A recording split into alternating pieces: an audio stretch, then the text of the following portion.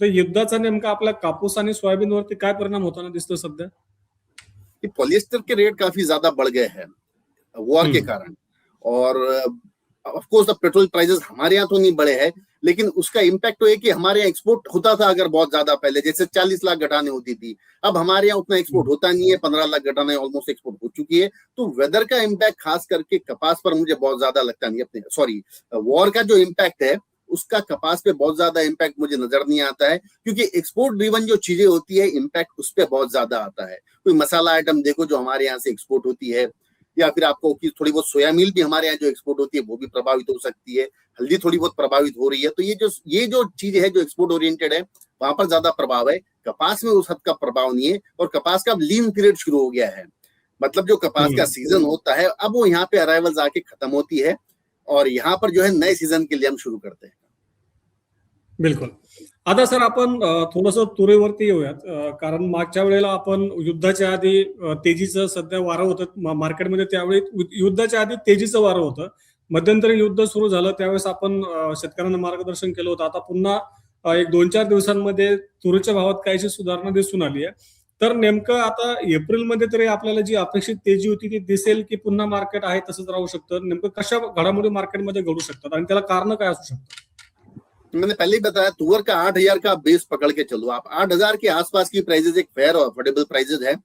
और खास बात मुझे लगता है कि यहाँ से कंजम्पशन की स्टोरी थोड़ी सी बढ़ सकती है।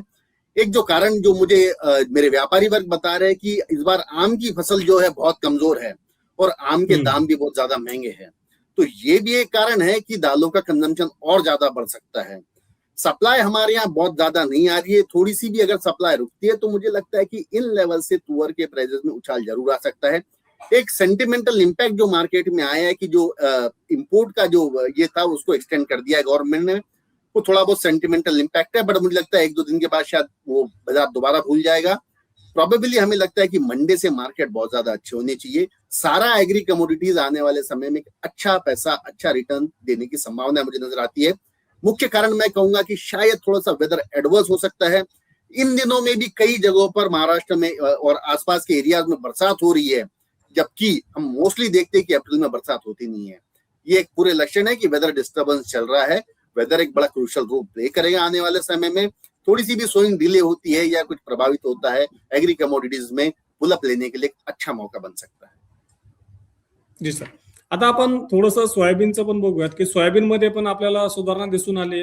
मंडी रेट जे आपल्याला एक 4.5 किंवा 4.25च्या आसपास दिसत होते ते आता 5,000 रुपये क्रॉस करून पुन्हा पुढे गेलेले दिसत आहेत। तर सोयाबीनला जे काही खाद्यतेल महागलं त्याचा तर सपोर्ट मिळतोच आहे। आणखीन कुठला घटक आहे की ज्यामुळे आपल्याला सोयाबीनच्या दरामध्ये तेजी दिसून येते? कायदे से तो सोयाबीन के रेट अनिल मेरे हिसाब से इस समय तक के 6400 रुपए के रेट होने चाहिए थे, क्योंकि मुझे ऐसा लग रहा था कि तेल में भी तेजी है, मील का भी एक्सपोर्ट है दोनों, लेकिन ये जो वॉर सिचुएशन क्रिएट हो गई है इससे एक्सपोर्ट ठप हो गया है। खास करके जहां हम ईरान ज्यादा माल बेचते थे वहीं पर ही ठप हुआ है। यह कारण से मुझे लगता है कि सोयाबीन की जो तेजी है उस पर एक ब्रेक लगी है। सिर्फ तेल की तेजी के चलते सोयाबीन में डिमांड है, उसके चलते बाजारों में मूव आया है। बट आई थिंक एक 15 दिन का वेट दोबारा करना चाहिए। कई अगर टेंशन ईज आउट होते हैं या जो पॉलिटिकल टेंशन खत्म होते हैं तो मुझे लगता है सोयाबीन के लिए एक अच्छा अवसर रहेगा। क्योंकि मैं सोयाबीन और तुअर को लेकर क्यों हो कि मुझे लगता है कि पीछे माल बहुत ज्यादा नहीं है, इनकी सोइंग भी कम थी और इनकी यील्ड भी कम थी और इनके आउटपुट भी कम थे। तो कुल मिला के मुझे लगता है कि दोनों काउंटर ऐसे है जिनके लिए एक ट्रिगर की जरूरत है, एक पॉजिटिव ट्रिगर आते ही बाजारों में अच्छा मूव आना चाहिए। बट सोयाबीन में मैं ये कहूंगा कि 15 से 20 दिन से ज्यादा वेट ना करें, उसके बाद अपना माल आप डिस्पोज ऑफ कर सकते हैं। जी। आता सर युद्धामुळे बऱ्याचशा घडामोडी घडतायत, म्हणजे आपलं कापूस असेल, म्हणजे पॉलिस्टर आहे ते पॉलिस्टर असेल, त्याचा कापसाला मिळालेला सपोर्ट असेल, किंवा तेलाचे भाव वाढल्यामुळे सोयाबीन असेल किंवा आपली तूर असेल।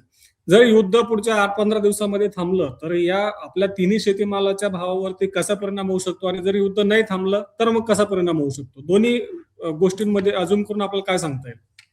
बिल्कुल, तीनों में भी मुझे लगता है कहीं भी कोई इम्पैक्ट नहीं होगा। सोयाबीन के लिए एक पॉजिटिव इम्पैक्ट जरूर हो सकता है उसमें, अगर वॉर रुकता है तो पॉजिटिव इम्पैक्ट हो सकता है। मैंने कॉटन का पहले ही कहा है कि कॉटन में जो है उसकी कॉटन सीड ऑयल केक जो बनती है और तेल जो बनता है कपास में से निकलती है, सरकी रुई निकलती है, सरकी से तेल और ढेप बनती है।